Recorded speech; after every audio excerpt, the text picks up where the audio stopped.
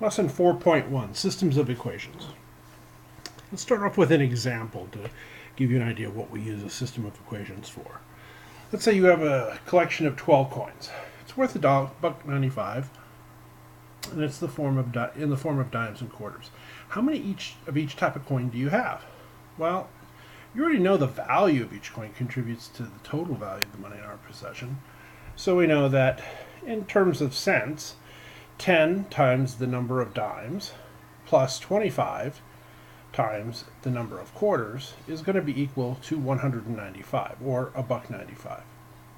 Okay, but this number of dimes and the number of quarters, n sub d and n sub q, you could rearrange that into an x and y value, and we already know that that's going to give us a straight line. So there's an infinite number of pairs. In principle, there's an infinite number of pairs of values of nd, n sub d, and n sub q that this could actually be, mathematically anyways. Okay, so what we say is that doesn't sufficiently constrain the system.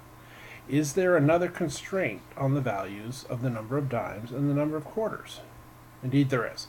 We also know the total number of coins.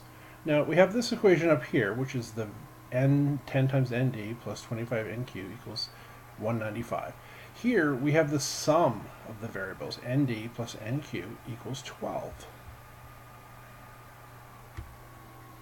These are two what we would call linearly independent equations. Okay, just know that there's different equations, and they are enough, two equations are enough to constrain the possible values of two variables to a unique solution. There is a unique solution to this for a number of dimes and a number of quarters that satisfies this situation.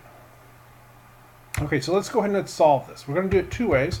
We're going to do it by Gaussian elimination, and we're also going to graph it. We're going to do this graphically. Now graphically, again, we have two lines, the equations of two lines. What we're going to do is we're going to look and find out where those lines cross.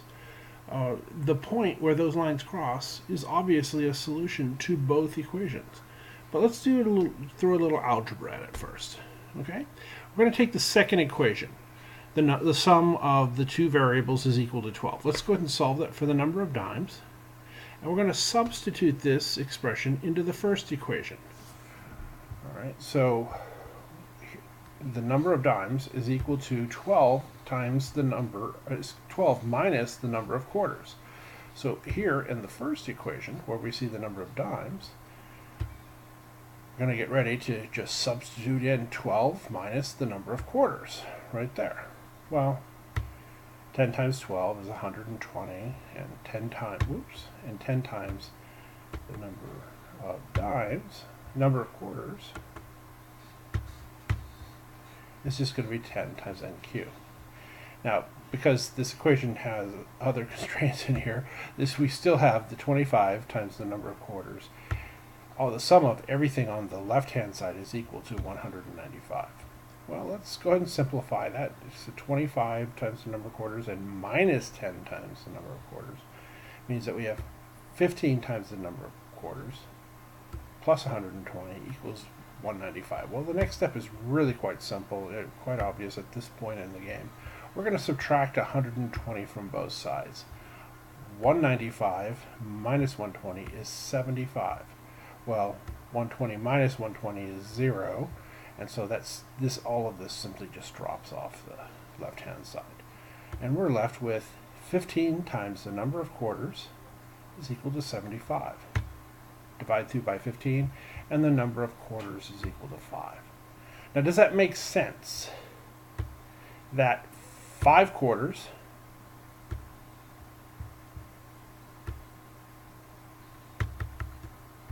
when we take and substitute this back into our first equation, 12 minus 5 quarters is going to give us 7 dimes.